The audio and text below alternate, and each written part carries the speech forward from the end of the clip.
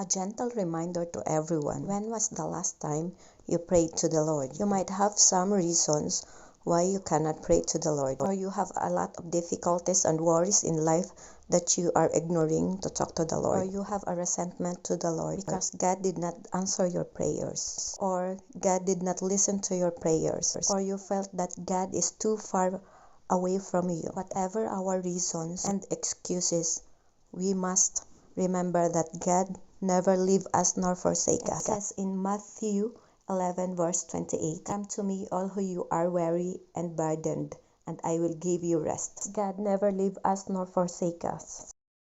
Assurance that He will always be there for us. Even we rejected Him and ignored Him, God has a big heart for us, and God has a plans for us. All we have to do is to run to Him and have a humble heart. If you're hearing this message today, for a while and say thank you to the Lord. He needs our humility.